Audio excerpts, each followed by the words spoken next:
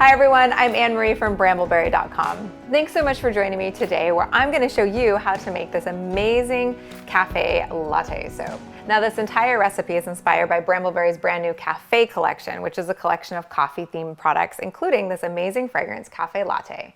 Now if you like the scent of Brambleberry's espresso, you're going to love this one.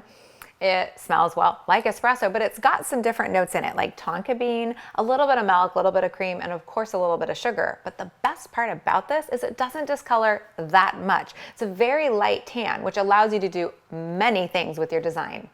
Another thing that really makes this batch stand out is that we're using coffee seed oil. And coffee seed oil is actually oil that's extracted from the coffee bean. It's full of antioxidants, full of polyphenols, and it's very rich and viscous. You'll notice the color is a natural brown color.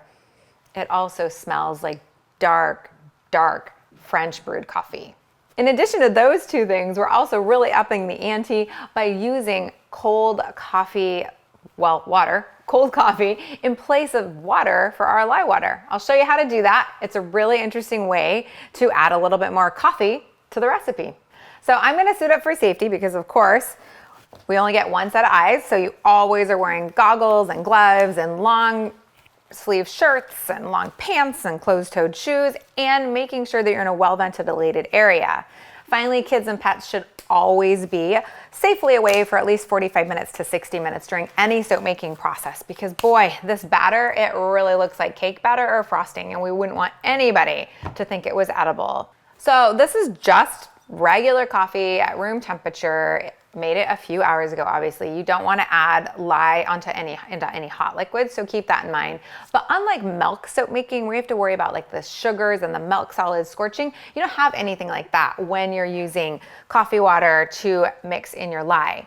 You will, however, notice a very distinctive odor. I don't really even know what to describe it as. It's just like a, I don't want to say terrible, but it's a really weird, well, burnt coffee smell, which you would think wouldn't smell terrible, but actually doesn't smell great. But not to worry, it is not in the final product at all. Like when you smell this bar of soap, it smells amazing and there's absolutely none of the kind of distinctive smell that I'm gonna be smelling real soon.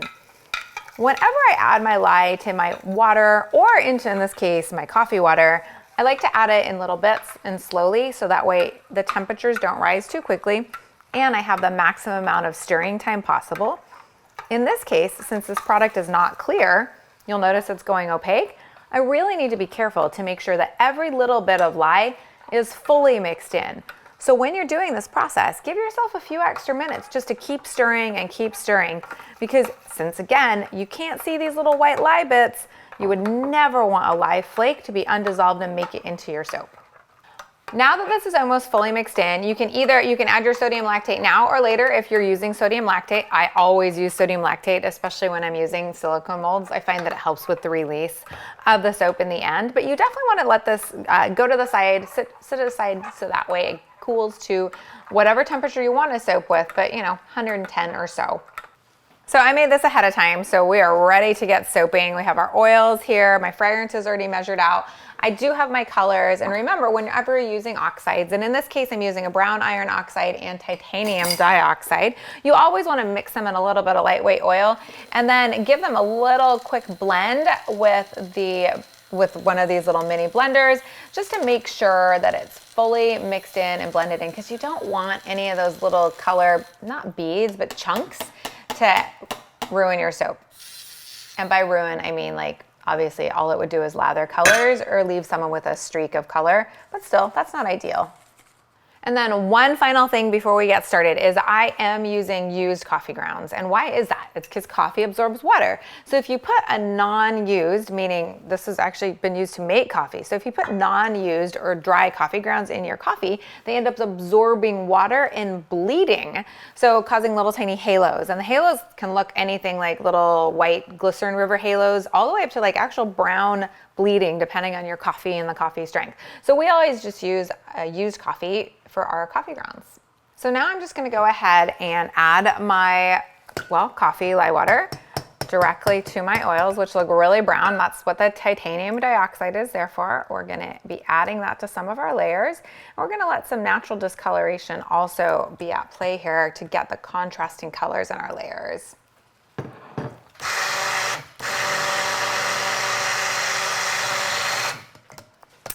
Now at this point, we're at a really kind of thin emulsification. You could add your fragrance to the entire batch just to be on the safe side, because this fragrance accelerates just a tinge, like not even that much at all. I'm gonna add the fragrance to my individual containers. If you're an experienced soap maker and you're like, I would love that acceleration to help me out with those layers, you can add it to the whole batch. But like I said, I'm gonna be doing mine in 4 individual containers, so I'm gonna add the fragrance to each of those containers. The one thing that is going to get added to the entire batch is the coffee grounds. Now you can't add more or less as you want. I'm gonna go with about 1 tablespoon for this. I like a scrubby soap, but not so scrubby that you feel like you're rubbing the entire first layer of your skin off. But this is gonna work great for a body soap or a kitchen soap for sure, like a hand soap. It'd be fantastic. Now I'm just gonna evenly split between these 4 containers, which I think ended up being about 400 milliliters per. Although I sort of just end up eyeballing it and then adding or taking away as needed. I'm gonna get the spatula and just do the very, very, very last little bit, get that couple last tablespoons so we make sure we have all the soap necessary to make kind of those fun, frothy peaks, kind of like a latte design in the very top of our soap. Now I'm gonna go ahead and add all my color just to have it there, and then I'll stick blend each individual one once I've added the fragrance and it's ready to go. So to the darkest one, I'm just gonna do 1/4 teaspoon of this mixed in brown iron oxide. Nothing goes into the second, and then the third one gets just a little bit of titanium dioxide, about 2 teaspoons, and then we're gonna go with a full 2 tablespoons in the top layer. Remember, we're going for some color differentiation here. I'm gonna set these ones to the side just so they're kind of out of my way, but I wanna make sure that I have the correct order still. Have my brown here, gonna add just about 1/4 of the fragrance. And then I'm going to stick blend all of that in.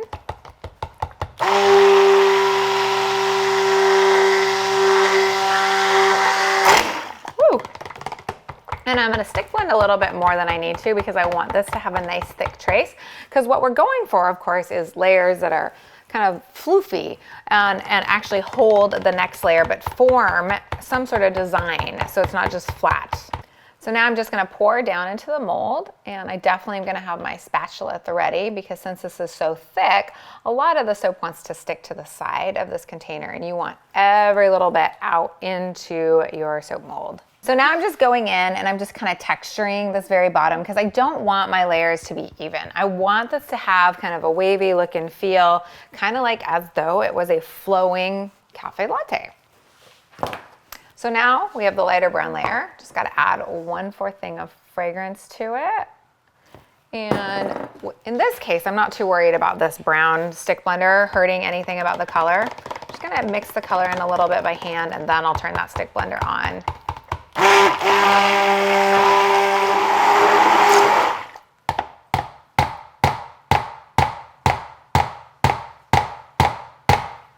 Okay. So now I'm going to carefully, kind of low and slow, pour into my mold. And I just want to make sure that that first layer is holding the design fully. So I'm just being really gentle as I shimmy my soap in. Because if I pour it from all the way up top, that kind of rush of soap would end up flattening my design, and I don't want to do that. So now I have all of this really thick soap left in. Just gonna spatula it right out because that's a solid 1 to 3 ounces of soap, and we do need that to fill the mold and make a perfect design. Now it's time for my third layer. So this is nicely, it's not soap on a stick at all, but it definitely has been sitting there for a while. Some people do like to kind of give these a whisk in between to keep them moving. Since there wasn't any fragrance in there, I wasn't really worried about this getting set up though. So I'm just gonna give this a quick stir with the stick blend and then turn it on.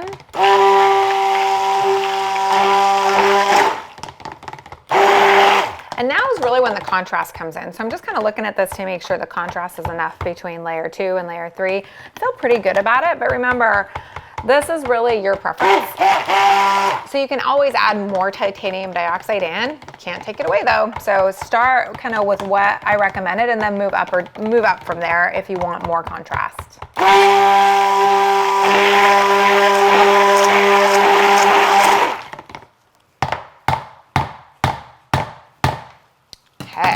It's a good texture. And again, I'm just gonna pour low and slow, shimmy it right out so it's nice and light. Take my, gosh, you guys, this smells so good. And of course it looks delicious. At this point, it's just reminding me of ice cream, unfortunately, which is just making me hungry, like a nice coffee gelato. But it's so pretty and it smells so good. And this fragrance is really well behaved, especially for one that, you know, accelerates trace just a little. So now we have the final design layer, pouring the rest of the fragrance in, taking my stick blender, and remember this is the one with all the titanium dioxide in it. So now this soap is really, I mean, it's thick. So just make sure if you haven't been whisking in between kind of layers that you just gently mix that fragrance in, get it moving again, and then turn your stick blender on. Because I don't want anything to go splashing up on you. I do like to stick blend titanium dioxide in. I find it for that color especially, it really needs that extra kind of TLC to get the color fully incorporated in the soap. All right, now we have our final finer layer. And you remember how thick that was? Well, I mean, you look how nice and kind of pourable and spreadable and thin it is now. It's so fascinating how soap works. You can definitely always kind of pull it back from the brink, especially if the fragrance oil has not been added yet. So now, just gonna be really careful about not going over the edges. And I'm also going to take the lessons learned from my batch last week and make sure when I'm doing my coffee bean placement that I'm placing it more thinking of where am I going to need to cut in order to get the perfect sized bar. Okay, so now I'm gonna take a finer spoon and I'm gonna plop a little bit here to get this down, make sure there's even coverage. And I'm gonna take the side of this and just kind of see if this will hold any designs for me yet. And it's doing a pretty good job. This isn't quite the design I want, but at least I know that it'll hold. So what I'm gonna do is kind of just do almost a 3/4 design where I'm just pulling and dragging. So I get a little bit of weep, almost a wave on the 1/3 there. And then now that that's holding really beautifully, I'm gonna take my coffee beans and I'm gonna be thinking, okay, where are my bars? And I'm gonna group. And that way it's not, I will say, it's not quite the visual extravaganza of having the whole thing with the coffee beans, but from a practical standpoint of cutting these bars, it is smarter. The coffee beans are really fun. They're pretty much just decorative though. You know they're gonna come off in that first wash, but they really do drive the point home that this is a coffee soap. It not only smells like coffee, it looks like coffee, it has coffee oil in it, and it uses coffee for the lye water. So I love how this design turned out. I love how it smells, and I can't wait to unmold it. So this is the soap I made 4 days ago, and we're gonna see how well it unmolds. I'm already looking at this and just release the airlock here and on both sides. I'm just gonna kind of gently kind of tip it out because I don't want those coffee beans to go everywhere. One thing I really noticed that is if you cut down from the very top as opposed to cutting from the side, you can kind of drag that titanium dioxide all the way down, which isn't a big deal. You just don't want to do that. And then I'm going to try to sort of avoid the coffee beans. I will say I made a mistake in my placement. What I should have done is done groupings of coffee beans sort of where I thought the bars are going to be, because now what will end up happening is I'll end up cutting through a coffee bean or two, or just popping the coffee bean off just like I did right there. So here we go, and let's see. So remember, you want to twist off, not pull. I love how this looks. The color differentiation definitely turned out. See a little gel phase in there, which makes a lot of sense given kind of how hot the studio is. I'm just gonna do just a couple more cuts.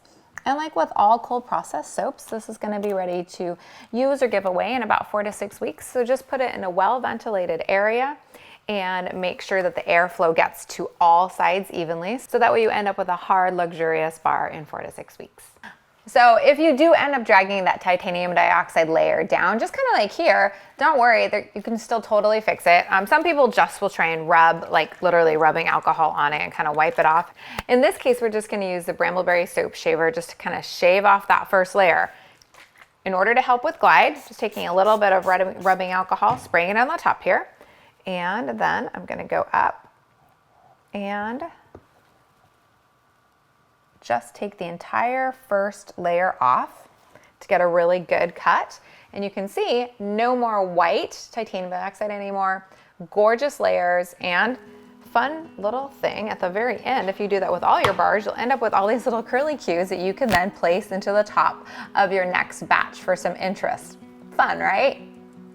Thanks so much for watching today's episode. If you liked this video, give it a thumbs up below, and of course, subscribe to our channel to be told every single time when we have a brand new video. And when you are making products and putting it out there in the wild on social media, hashtag it Bramble on, so we can see what you're doing and you can inspire your fellow artisan soap makers and craft makers everywhere. Until next time, happy soaping.